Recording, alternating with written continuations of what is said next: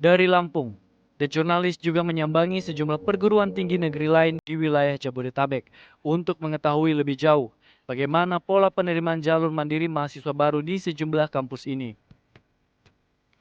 Kampus yang kami sambangi kali ini adalah Institut Pertanian Bogor atau IPB. Pasalnya, pada tahun ini, rektor dari 25 PTN yang tergabung dalam BKS PTN Indonesia Wilayah Barat menyelenggarakan seleksi mandiri masuk perguruan tinggi secara bersama yang disebut SMM PTN Barat 2022. IPB dan sejumlah kampus lain tergabung ke dalam 25 perguruan tinggi negeri di wilayah Barat, seperti UIN Syarif Hidayatullah Jakarta, Universitas Sultan Ageng Tirtayasa Banten, Universitas Syah Kuala Aceh, Universitas Lampung, dan sejumlah PTN lain di kawasan Pulau Sumatera, Kalimantan, dan Jawa Barat. Di Bogor, saya menemui Profesor Arif Satria, Rektor IPB. Ya, Pak, kalau kita riset itu di beberapa universitas celahnya itu terdapat di jalur mandiri. Nah, mungkin bisa diceritakan Pak terkait dengan jalur mandiri di IPB sendiri seperti apa Pak? Jadi jalur mandiri itu salah satu jalur masuk IPB yang merupakan kelengkapan dari jalur yang lain. Ada jalur SMPTN, itu 40%. Jalur SBMPTN, itu 30%. Untuk jalur mandiri yang sifatnya tes, itu hanya 10%. Yang menggunakan nilai UTBK maupun yang menggunakan tes mandiri di IPB, itu hanya 10%. Jadi sangat kecil sekali. Nah, jalur mandiri lain yang sekarang kita dorong adalah jalur yang benar-benar untuk membangun kualitas input seperti adanya jalur ketua OSIS. Ketika kita wawancara beberapa rektor, mereka mengatakan uang muka ini untuk pembangunan kampus sendiri. Nah, ini cuma 10% Pak. Bagaimana strateginya tetap kegiatan kampus berjalan, tapi cuma 10% Pak? Ya kecil sekali buat IPB. Itu dananya pertama 10% ya, hanya kecil. Kemudian juga dana yang terkumpul juga tidak terlalu besar. Sehingga dana tersebut kami serahkan ke seluruh fakultas. Jadi kami serahkan seluruh fakultas, silakan fakultas yang mengelola. Jadi tidak ada di rektorat. Di fakultas yang mengelola, kemudian fakultas harus mengusulkan kepada rektor, dana itu akan dipakai untuk apa, tapi Pak Dekan harus mendapatkan masukan dari mahasiswa. Nah, jadi mahasiswa fakultas masing-masing melalui BEM bisa mengusulkan kepada Dekan, kebutuhannya adalah ini sehingga perlu didiskusikan bersama soal alokasi tersebut. Cukup Pak? Ya cukup, alhamdulillah nggak ada masalah, cukup. Karena kita mendorong pembiayaan dari sumber-sumber lain. Saat ini IPB banyak mendorong sumber pembiayaan dari kerjasama dengan swasta, dari CSR, perusahaan-perusahaan, dan juga dari dana internasional.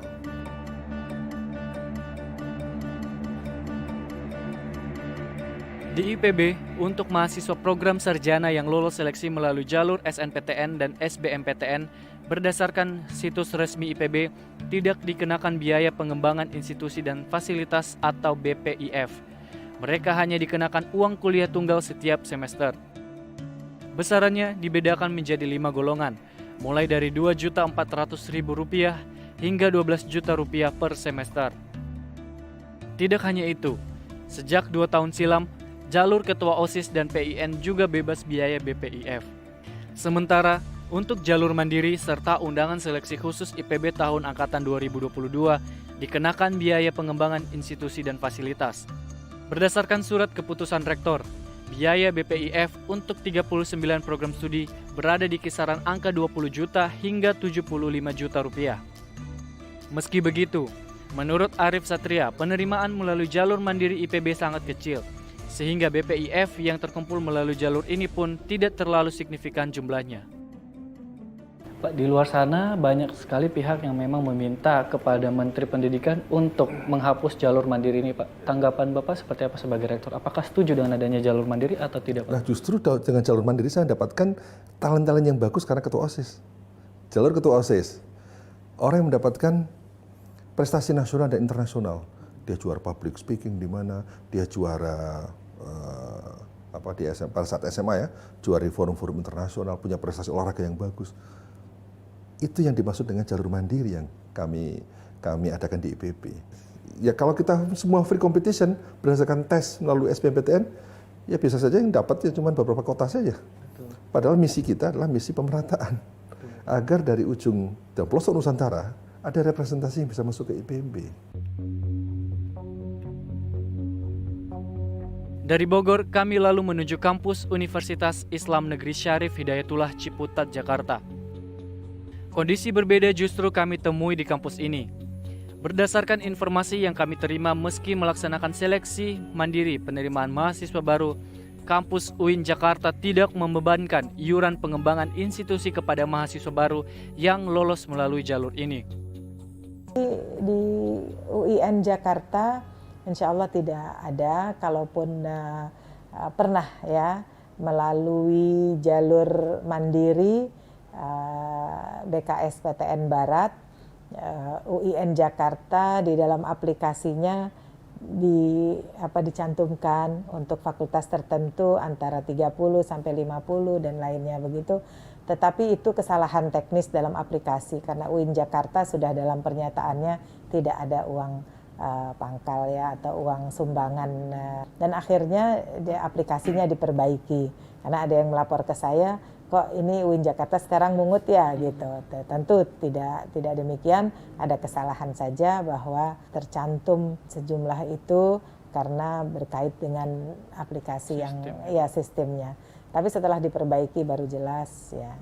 Nah, hal-hal seperti itu kita pentingkan. Saya sangat memperhatikan agar transparansi, akuntabilitas itu semuanya berjalan baik. Saya tidak mentolerir adanya kesalahan. Menurut Ibu sendiri, setuju nggak Bu dengan adanya jalur mandiri atau tidak?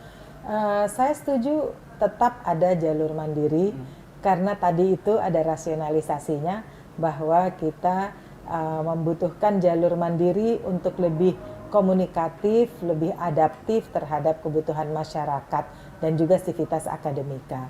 Tidak mungkin anak profesor, anak dosen, atau anak pegawai sudah mengabdi puluhan tahun di UIN Jakarta, kemudian anaknya mau masuk tidak kita beri kesempatan, itu saya rasa itu tidak adil. Maka memberi akses yang adil kepada masyarakat itu juga kewajiban kami, termasuk yang disabilitas. Jika kebijakan kampus UIN Syarif Hidayatullah dengan meniadakan biaya iuran pengembangan institusi pada penerimaan mahasiswa baru yang diterima melalui jalur mandiri tentu patut diapresiasi. Namun, yang menjadi pertanyaan kemudian, kenapa kampus lain masih menerapkan biaya pengembangan tersebut? Mengapa pula implementasi kebijakan penerimaan mahasiswa baru jalur mandiri di setiap kampus menjadi begitu beragam? Lebih jauh, Jamal Wiwoho, Ketua Majelis Rektor Perguruan Tinggi Negeri Indonesia, menjelaskan bagaimana peruntukan biaya pengembangan institusi yang dibebankan mahasiswa baru jalur mandiri di setiap kampus. Secara normatif, pada jalur mandiri boleh untuk dipungut apa yang dinamakan sebagai SPI atau sumbangan pengembangan institusi yang bisa dibayarkan sekali atau 2 kali. Ya, dan dipungutnya hanya sekali. Sekali dipungut tapi boleh dibayar 2 kali, gitu kira-kira ya. Itu untuk subsidi silang tadi. Yang kedua, SPI juga digunakan sebagai upaya untuk meningkatkan kualitas sarana dan prasarana. SPI itu juga digunakan untuk reputasi akademik. Ya kalau jalur mandiri sekarang ini, walaupun kemarin ada kasus seperti apa yang terjadi di perguruan tinggi itu, tapi Permendikbud 48 ini kan tetap mengakomodir. Dan ini juga berdasarkan Undang-Undang Pendidikan Tinggi pasal 73. Di sana dikatakan bahwa di samping penerimaan mahasiswa baru itu yang diselenggarakan oleh pemerintah, maka dikenal juga jalur mandiri. Apa yang terjadi di Sumatera itu adalah kejadian yang sifatnya perorangan, bukan sifatnya kelembagaan. Karena itu terjadi perorangan, bukan sistemik, maka apabila dalam satu gudang itu ada tikusnya, ya tikusnya aja yang diambil. Jangan sampai gudang itu kemudian dibakar. Meski begitu, Sejumlah pihak justru mendorong penerimaan mahasiswa baru jalur mandiri yang diselenggarakan oleh perguruan tinggi negeri lebih baik ditiadakan, karena berpotensi terjadinya kecurangan dan pengawasannya begitu tertutup. Proses penjaringan lebih baik difokuskan pada SNPTN dan SBMPTN yang dikelola pemerintah.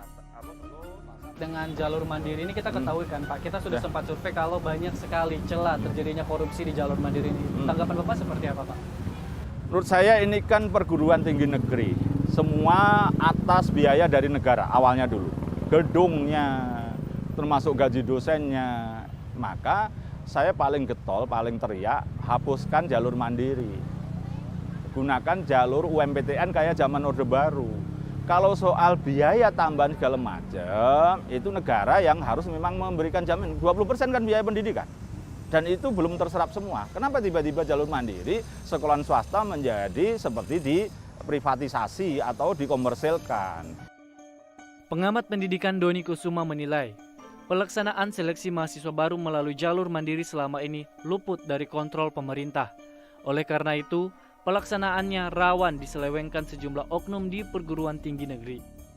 Bagaimana sebelumnya Pak? Apakah memang tidak diawasi atau seperti apa dari pengamatan Bapak? Ya sejauh ini karena yang di sebelumnya jalur mandiri itu tidak ada mekanisme kontrolnya dari pemerintah, ya tentu saja pengawasannya sangat sulit. Selama ini pengawasannya ya hanya internal kampus atau laporan pengaduan masyarakat. Masyarakat mengadunya biasanya di Ombudsman. Nah yang sekarang ini ada kanal-kanal pengaduan di dalam Permendikbud itu. Nah kita mengharapkan masyarakat juga bisa membuat kanal-kanal pengaduan. Tetapi akan lebih bagus lagi ada lembaga mandiri independen. Yang bukan orang kementerian, yang bukan orang perguruan tinggi, tetapi masyarakat yang kemudian mengawal proses seleksi. Karena menurut saya ini sangat penting. Seleksi masuk perguruan tinggi itu menentukan kualitas perguruan tinggi kita, Mas. Jadi kalau seleksinya itu buruk, maka kita gagal memilih yang terbaik mahasiswa di kampus-kampus kita, ya akibatnya universitas tidak akan berkembang maksimal. Universitas kita, perguruan tinggi kita akan kalah saingan dengan mereka yang dari negara-negara lain. Terbongkarnya kasus suap terkait penerimaan mahasiswa baru jalur mandiri di Universitas Lampung yang menyeret rektor dan pejabat strukturalnya boleh jadi merupakan fenomena gunung es. Bukannya ingin mengeneralisir persoalan yang muncul. Selain menampar wajah pendidikan tinggi di tanah air, kasus serupa tentu tidak menutup kemungkinan terjadi pula di kampus negeri lain. Jika memang jalur itu dimanfaatkan sejumlah oknum bermain mata menggeruk cuan, apa tidak seyogianya proses ini perlu ditinjau ulang?